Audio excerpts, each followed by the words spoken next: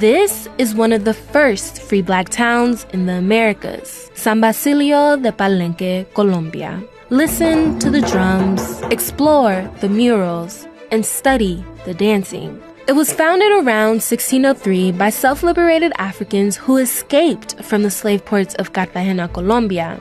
Spanish colonizers relentlessly tried to destroy this town, but centuries later, it's still standing. And this is the only black president Colombia has had. They purposely erased him from history books. Government officials even sent his official presidential portrait to Paris to whiten his appearance. You may not have expected to find stories like these in Latin America. See, the dominant narrative is that racism doesn't exist in the region, just class issues. And I'm here to tell you that is a lie. Pero que no hay negros en la Argentina. It's a very convenient cop-out for Latin America and for Latinos, Latinas to say, well, it's not as bad as the US, and they're right, it's worse. This is a story about Latin America's long and brutal history of erasing and silencing black populations and its ploy to whiten society.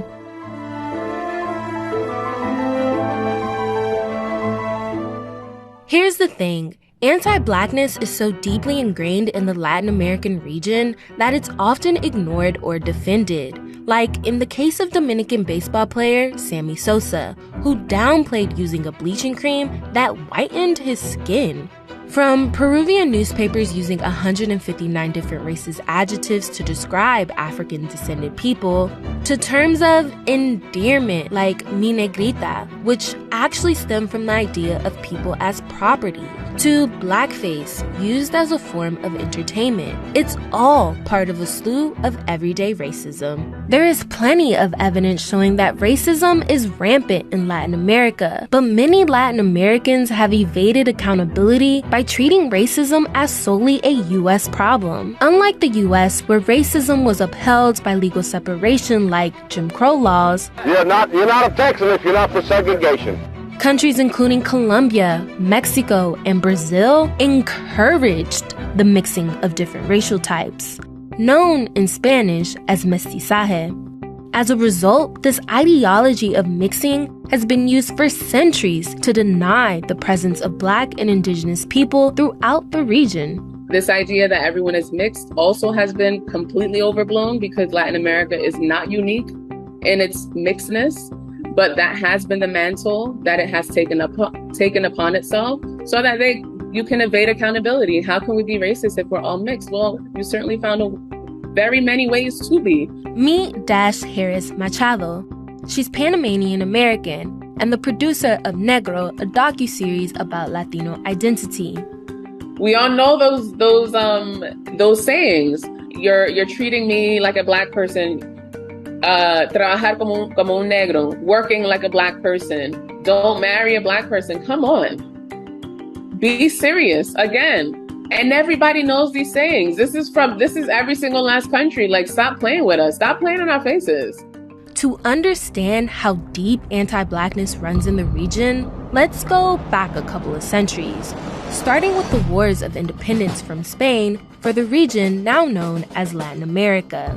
Meet Simón Bolívar. He's considered the great liberator of Latin America. But he wouldn't have liberated anything if it wasn't for the help of Haiti, where a rebellion by enslaved Africans created the only free republic in Latin America and the Caribbean at the time. Haitian President Alexandre Pétion agreed to help Bolívar on his quest for liberation under one condition. If Bolívar won, he had to abolish slavery and the new republic he was fighting for. Bolívar agreed, and a few years later, he defeated Spain throughout South America and declared himself president of present-day Colombia, Venezuela, Panama, Ecuador, Peru, and Bolivia. Around 60% of soldiers who fought for Bolívar were Black, but Bolívar betrayed them. His promise to completely abolish slavery was a lie. He even complained that Black soldiers were audacious to want absolute equality. They had to wait 40 years after the war to gain their freedom. Bolívar and many other white elites feared that they would eventually be outnumbered by Black and indigenous people. So he maintained Latin America's colonial, racial, and class hierarchy to keep control among the white elites. Bolívar believed in liberation, but only for some. Whites will not give up anything to Black people, or in general, unless it benefits them more. We're talking about a definite racial and social stratification that was the foundation of the region and in which the region still adheres to. Nothing has changed.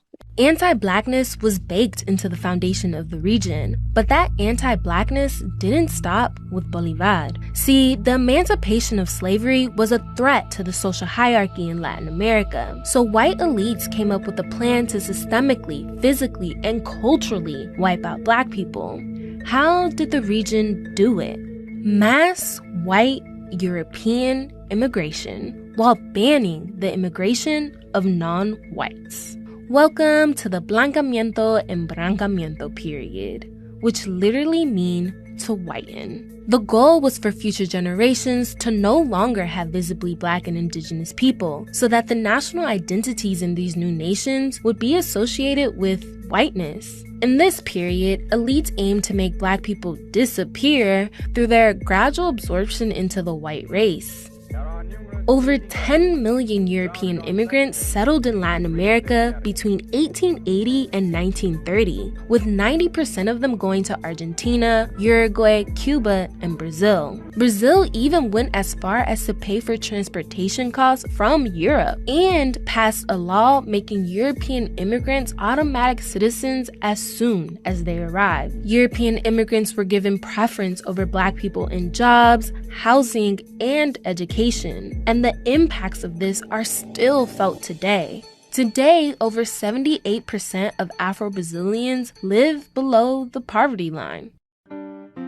There have been many attempts to resist the relentless oppression of Black people in Latin America. In Brazil, the unified Black movement has challenged racial and class discrimination since the 70s. And in Colombia, Francia Marquez has led the battle for Afro-Colombian land rights since she was 15. She gave a voice to people who didn't feel represented by the white elites who ruled Colombia for centuries. And in 2022, she was elected Colombia's first Black vice president. Después de 214 años, logramos un gobierno del pueblo, el gobierno de los nadies y las nadies de Colombia.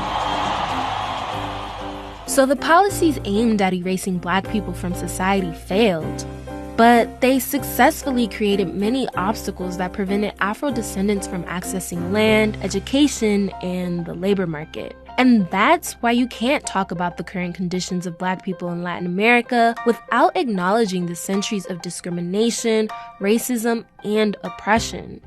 Dash says that in order for anti-Blackness to be dismantled, people have to give up power. Our power needs to be seized. Because we're talking about lived and material conditions when we're talking about anti-Blackness. It's not just simply someone not liking me because they are anti-Black. We're talking about systems that decide people's life and if you will even have a life. This means it's not just about acknowledging and celebrating Black people's contributions in Latin America during festivals or national holidays, but about reparations and setting up systems that actually benefit Black communities. It's about repair and transformation. And it cannot be up to the same people who benefit from my subjugation. Despite these challenges, Black people throughout Latin America continue to fight for equality. And just like San Basilo De Palenque, Black communities are still standing.